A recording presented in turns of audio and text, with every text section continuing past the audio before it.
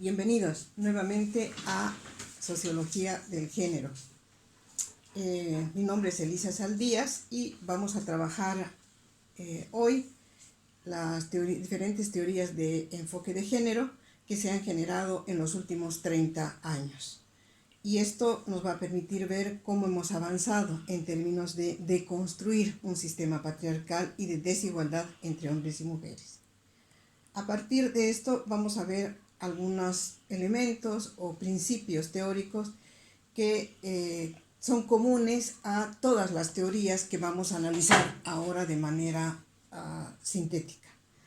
En primer lugar, todas las corrientes de género coinciden en que los roles sociales no se determinan por el sexo, sino por patrones socioculturales. Un segundo elemento es que la desigualdad entre géneros es una razón, una causa fundamental de tipo estructural, sustentada básicamente en un sistema de valores patriarcales o un sistema de valores en el que se establece como base fundamental la discriminación y la subordinación de las mujeres con respecto a los hombres.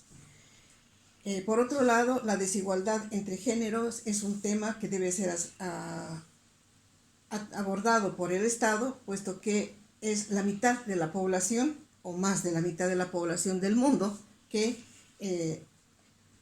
tiene consecuencias negativas en la calidad de vida. Es decir, el 50% de la población mundial son mujeres y estas sufren consecuencias e inciden en su calidad de vida cotidiana y a lo largo de su desarrollo. Otro elemento importante que coincide en todas las teorías es que las mujeres son protagonistas del desarrollo, no son beneficiarias, no son aquellas que se benefician del desarrollo, son protagonistas, son actoras. Y las mujeres son ciudadanas que ejercen sus derechos independientemente de la familia. Ustedes saben que cuando se establecía que los roles sociales estaban determinados por el sexo, esto hablábamos en el siglo pasado, principios del siglo pasado, asumían de que las mujeres éramos importantes en tanto cumplíamos la misión de la reproducción de la especie y por lo tanto la importancia de nuestra vida estaba en función de la familia. Hoy no, las mujeres y desde el enfoque de género son protagonistas de su propio desarrollo y además son capaces de generar su proyecto de vida individual y social en función de sus derechos y no en función de la familia. Bien, para ello vamos a tomar en cuenta algunos criterios conceptuales y vamos a analizar y explicar en qué consiste la equidad de género y la igualdad de género. Son dos conceptos diferentes. Cuando hablamos de equidad, estamos refiriéndonos a una distribución justa de los beneficios, los recursos de un país, de una región, de una localidad o de la familia en función de los intereses de los hombres y las mujeres. Ambos serán tratados con justicia, de acuerdo a sus propias necesidades. El tratamiento puede ser diferente, pero en términos de derechos y beneficios tienen que tener las mismas oportunidades. Me explico. Hace más de un siglo atrás nos hablaban de que las mujeres no necesitaban estudiar, sino aprender en el ámbito privado. Y por lo tanto se le daba preferencia, inclusive en el siglo XIX y XX, nos decían de que las mujeres no necesitaban estudiar y se daba preferencia a los hombres. Los hombres eran los que tenían que tener profesión, los hombres eran los que acudían a los niveles de educación, puesto que iban a cumplir un rol que era el de proveedores. Esa es una inequidad. Las mujeres y los hombres, en términos de igualdad, deben acceder a la educación en iguales condiciones y en igualdad de oportunidades. Sin embargo, cuando trabajamos el tema de educación, tendremos que adecuar o establecer cuáles son las necesidades de las mujeres en función de su calidad de vida. En el anterior módulo habíamos hablado de las necesidades estratégicas. Pues bien, cuando hablamos de equidad de género, estamos hablando de que los servicios, el acceso a los recursos y los bienes deben beneficiar a las mujeres en función de sus necesidades estratégicas. La igualdad de género parte de los derechos humanos universales. Esto quiere decir que hombres y mujeres tienen los mismos derechos y las mismas responsabilidades en términos de leyes y en términos de acceso a los recursos, los niveles de decisión y las actividades económicas. Cuando hemos hablado de igualdad, quiere decir de que las mujeres y los hombres pueden disfrutar de sus derechos en condiciones de igualdad legal, jurídica, social y cultural. Otro elemento importante es el carácter transversal de género. Hemos dicho que género no es sinónimo de mujer. Cuando hablamos del carácter transversal de género, estamos haciendo referencia a que todos los hechos, acciones, componentes, programas, proyectos, etcétera, tienen un componente social, o sea, está dirigido hacia los seres humanos. Por lo tanto, es importante generar un proceso transversal de género. Por ejemplo, si se construye un puente, evidentemente tendrán que tener las condiciones técnicas de cómo construir un puente en condiciones ecológicas, físicas, etc.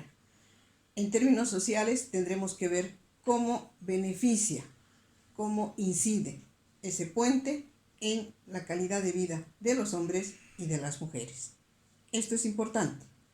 Todo programa hecho proceso debe tomar en cuenta el impacto tanto en los hombres como en las mujeres. Y en ese sentido, buscar el tema de la igualdad de oportunidades. Pues bien, otro elemento importante es que toda esta concepción de género se construye a partir del enfoque del feminismo. En nuestro medio, y no solamente en Bolivia, sino en América Latina y en el mundo, se plantea o se ha planteado o se ha referido a feminismo como un hecho que más bien significa degeneración, procesos que afectan a la estabilidad y al equilibrio de la sociedad. Y se hablaba de que el feminismo está estigmatizado en términos de que las mujeres que son feministas pues son locas, no son maternales, hacen actividades que no guardan relación con lo que establece la sociedad, etc. No nos vamos a referir a este estigma que en términos culturales se ha establecido en nuestras sociedades. Vamos a hablar en términos teóricos, académicos. Cuando hablamos de feminismo, estamos hablando de una teoría explicativa que permite conocer, comprender la situación de subordinación de las mujeres en los diferentes sistemas socioculturales y contextos históricos determinados. Pero además investiga cómo se construyen las relaciones sociales entre hombres y mujeres a través del género y sustenta la igualdad de los derechos y las oportunidades de hombres y de mujeres. En términos organizacionales, es una doctrina que considera justa la igualdad de derechos entre hombres y mujeres. En términos de organizaciones colectivas, hablamos de movimientos sociales que tienen una composición abierta hacia la interpelación del Estado. Supone la conciencia de sus integrantes de opresión, dominación de las mujeres en un sistema patriarcal. En términos ideológicos, se sustenta la teoría de la igualdad entre géneros. Bien, hay varias teorías. Hoy vamos a hablar de 4 de ellas. Una de las que inició y fue, digamos, la vanguardia de todo el proceso de institucionalizar el enfoque de género en el Estado es la teoría de la igualdad. Es un aporte de profesionales feministas norteamericanas de los años 80 del siglo XX. Analizaron y comprobaron en los estudios cualitativos y etnográficos, como habíamos visto en el anterior módulo, la diferencia de los roles sociales que que no guardan relación necesariamente con el sexo. Se sustenta en la defensa y vigencia de los derechos humanos. Y en ese sentido, la teoría de la igualdad plantea que las mujeres tienen derecho de participar en la gestión social en el ámbito público, es decir, en los niveles de decisión, y pone énfasis en que las mujeres tienen derecho a incidir en los niveles de decisión en el ámbito público. Los hombres y las mujeres, además, deben acceder a los recursos económicos, servicios y niveles de decisión en igualdad de condiciones, en igualdad de oportunidades. Cuando hablamos de igualdad de condiciones, quiere decir que el sistema legal, las normas, las leyes, establecen esta igualdad y garantizan la igualdad de participación de hombres y mujeres. Y cuando hablamos de oportunidades, estamos hablando del sistema sociocultural que no impide, sino más bien fortalece la participación de las mujeres en el ámbito público. Esta teoría ha generado y ha aportado fundamentalmente a las políticas públicas en América Latina en los años 90 del siglo XX. Pero ¿cuáles son las críticas que se hace a esta teoría de la igualdad? Primero, que las políticas públicas que se han desarrollado desde el enfoque de la igualdad no han logrado transformar el sistema de poder patriarcal. La cantidad de mujeres que están en los niveles de decisión no han logrado empoderar a las mujeres, es decir, nos mantenemos en un sistema patriarcal. La estructura de poder no se concreta únicamente en el ámbito público. Investigadoras feministas explican de que no solamente las mujeres van a lograr poder en el ámbito público, sino que además estas tienen que cambiar y deconstruirse en acciones cotidianas a través de prácticas que se genera en diferentes espacios del desarrollo personal y social de cada una de las personas. Esta teoría asume a la mujer como un sujeto universal, es decir, hablamos de la desigualdad de la mujer en términos generales y desconoce la diversidad de las mujeres en términos culturales, sociales, de clase e histórico. Y contribuye a institucionalizar las relaciones únicamente heterosexuales, hombres-mujeres.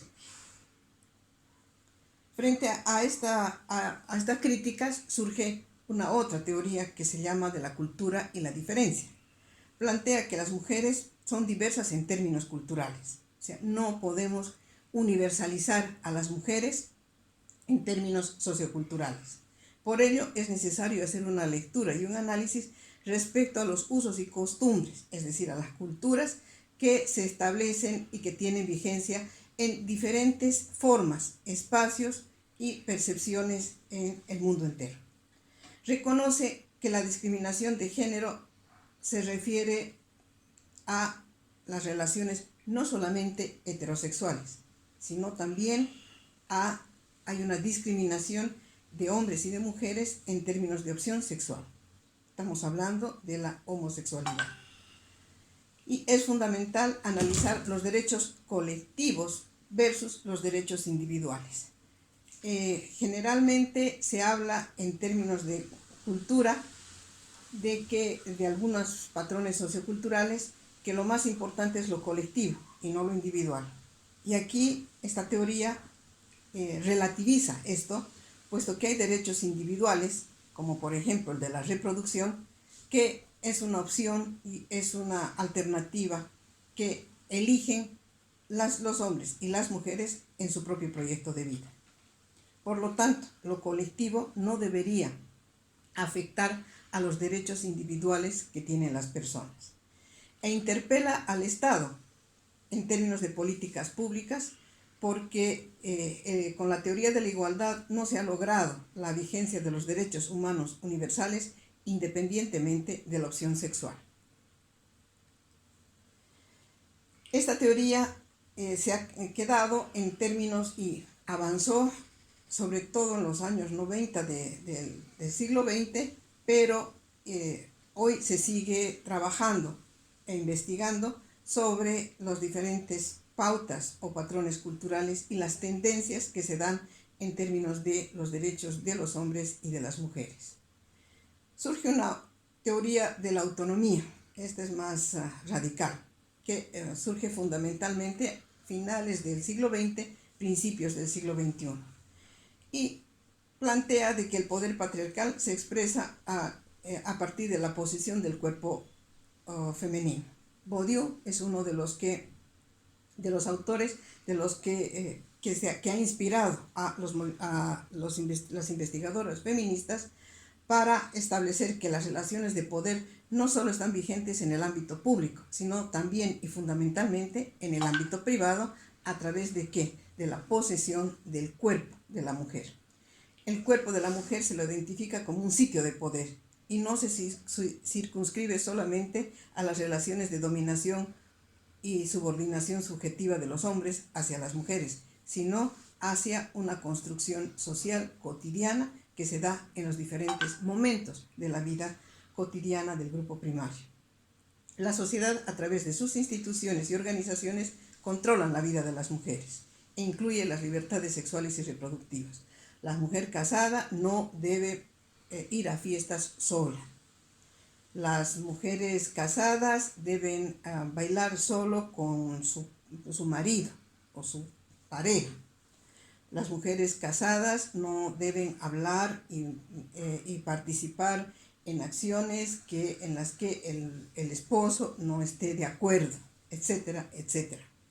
Pero además, las mujeres, cuando una muchacha tiene un hijo fuera del matrimonio, la sociedad la estigmatiza y por lo tanto controla a las mujeres cuántos hijos tiene, con quién tiene, quiénes son los padres, etc. Con los hombres no. A las mujeres nos dicen que no debemos tener muchos hijos si somos pobres. A los hombres no. En el ámbito de la prostitución, a las mujeres que ejercen el trabajo sexual se les exige estar sanas y para evitar la contaminación o el contagio de enfermedades venéreas, VIH, etcétera, hacia sus clientes. Pero a los clientes no se les exige. Los clientes van y ellos sí pueden infectar. Entonces, esto significa que el cuerpo de la mujer está encapsulado en términos del control y de las decisiones de la sociedad.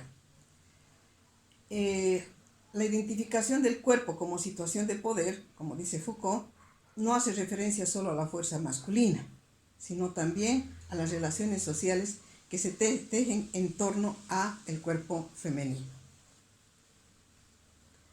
El cuerpo y la sexualidad femenina son la base de la especialización sociocultural de la mujer, puesto que en torno a la creación se crea la maternidad como parte de una identificación de ser mujer, mientras que el erotismo es el reservado para los hombres. ¿Esto qué quiere decir? Que las mujeres que cumplen el rol de madres son gratificadas y tienen prestigio social en el entorno sociocultural, pero no así el tema de manifestar o expresar el placer sexual. No, eso no va con ellos. Esa es una competencia de los hombres y son ellos los que sí trabajan y pueden y están en libertad de expresar sus satisfacciones en ese sentido. Plantea esta teoría un Estado laico y el ejercicio de los derechos sexuales y reproductivos a partir del reconocimiento del cuerpo de la mujer, que no es propiedad social ni de la pareja. Esto, obviamente, ha generado toda una construcción y posiciones contrarias a este proceso. La mujer, igual que los hombres, e independientemente de su opción sexual, tienen derecho al disfrute de la sexualidad. Esto es lo que plantea la teoría de la autonomía. Y promueven el análisis crítico y reflexivo respecto a los usos, costumbres y prácticas culturales que afectan o vulneran los derechos de las mujeres. Y bueno, ahí estamos. Ha habido algunos avances, como en algunos países de América Latina, como los derechos sexuales y reproductivos, que establecen fundamentalmente la importancia del proyecto de vida de las mujeres, y son ellas las que decidan cuántos hijos quieren tener, en qué momento de su vida y de su proyecto de vida quieren hacerlo, o definitivamente deciden no ser madres. Viene una última teoría en este módulo, que es la teoría del cuidado, planteada fundamentalmente por Naciones Unidas. Y tienen la premisa de que la desigualdad de género no se va a resolver con ninguno de los enfoques anteriormente señalados. No hay relaciones de igualdad entre hombres y mujeres mientras el Estado, la sociedad, las organizaciones sociales y la familia asuman que el cuidado y la atención del hogar, de los miembros del hogar, es fundamentalmente responsabilidad de las mujeres. La economía del cuidado implica cambiar esa visión acerca de las prioridades del desarrollo. Desarrollo no es sinónimo de crecimiento económico. Desarrollo significa sostenibilidad humana, implica reconocimiento del trabajo de reproducción social, que es el desarrollo mayoritariamente por mujeres.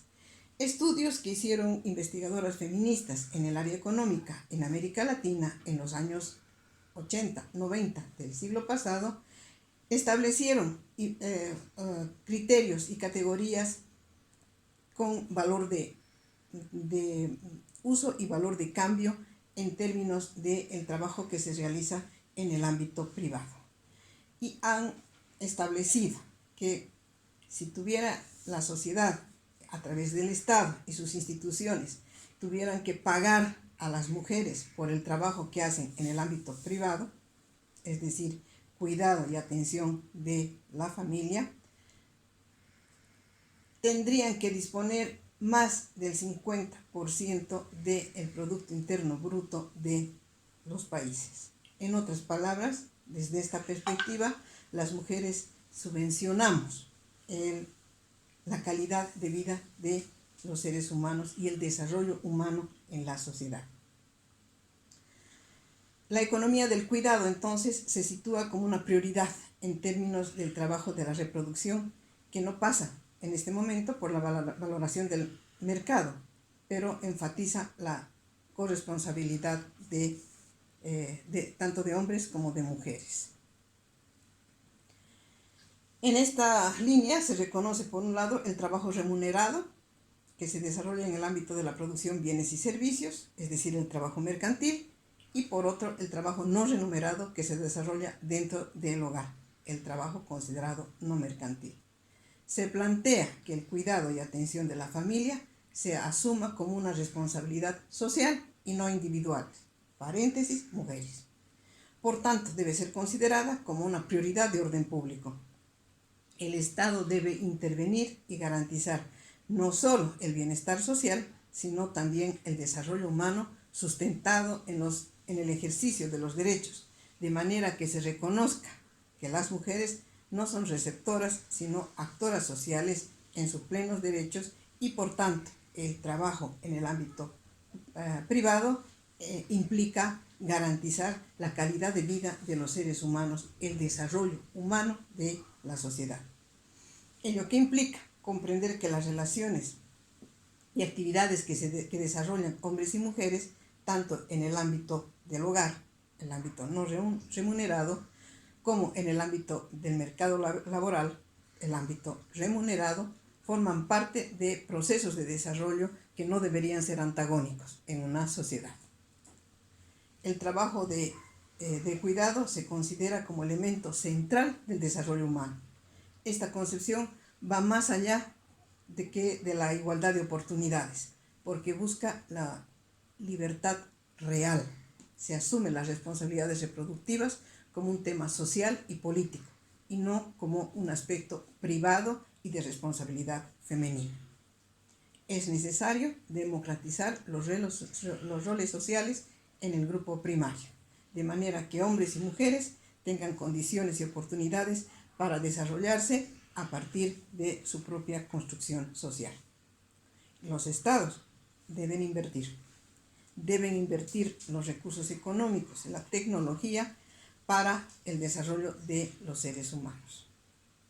Hasta aquí hemos hablado de 4 teorías en las que no solamente interpelan al Estado, sino que plantean políticas y lineamientos teóricos orientados a la acción y a la intervención del Estado en la sociedad. Esto nos permite hacer un pequeño resumen. En síntesis, el enfoque de género, a través de las teorías feministas, han construido lineamientos, principios y estrategias sociales y políticas orientadas a ¿qué? A una calidad de vida justa de hombres y de mujeres. ¿Por qué interviene y debe intervenir el Estado? Porque las mujeres somos la mitad de la población. Y si la mitad de la población no tiene calidad de vida, obviamente la sociedad en su conjunto tampoco la tiene. Por ello, la participación del Estado es fundamental en términos de presupuesto, tecnología, conocimiento científico, etc. En los últimos 30 años se ha avanzado en términos de la vigencia y la visibilización de los derechos de las mujeres. Sin embargo, en los años 90, la teoría de la igualdad ha generado procesos interesantes, especialmente en América Latina. Y evidentemente se ha visibilizado problemas, temas que competen y que inciden en la calidad de vida de las mujeres. Pero pese a todos los esfuerzos que se han dado en términos de políticas, en términos de planes, en términos de estructura del Estado, no han generado algo que es un elemento que es clave, el de construir este sistema patriarcal en la que hombres y mujeres desarrollan sus actividades en condiciones de desigualdad, de las primeras con respecto a los otros. Se ha investigado, se ha analizado a partir de las teorías feministas los usos y costumbres en términos de cómo inciden en los roles sociales. Sin embargo, todavía no se ha logrado en términos científicos de analizar los diferentes procesos culturales que además cambian, que no son absolutos y que estos deben tomarse en cuenta en el contexto histórico en el que se desarrolla. La teoría de la autonomía ha tenido algunos avances importantes, como por ejemplo la institucionalización del Estado laico, en términos de normas, en términos de leyes, como por ejemplo en Bolivia, la constitución política del Estado, la última constitución política del Estado, establece que el Estado es laico. Sin embargo, en las prácticas, acciones, en la vida colectiva de la sociedad boliviana, no es un Estado laico, en tanto que intervienen diferentes enfoques y formas de comportamiento que tienen que ver con religiones, costumbres, etc. La teoría del cuidado es una teoría reciente de hace pocos años, unos 10, 12 años atrás, y establece que además de reconocer los derechos, se debe democratizar las relaciones sociales y las responsabilidades de hombres y mujeres, tanto en el ámbito público como en el ámbito privado. Ese es un desafío. Hoy estamos todavía en que, pese al avance y de los diferentes enfoques de la teoría de género, todavía mantenemos el desafío de lograr una igualdad de oportunidades y de condiciones para que mujeres y hombres puedan desarrollarse personal y socialmente. Esta es una tarea que implica la deconstrucción del sistema patriarcal y todavía estamos en ese proceso. Hasta aquí los principales enfoques de la teoría de género y los aportes en términos tanto teóricos como estratégicos.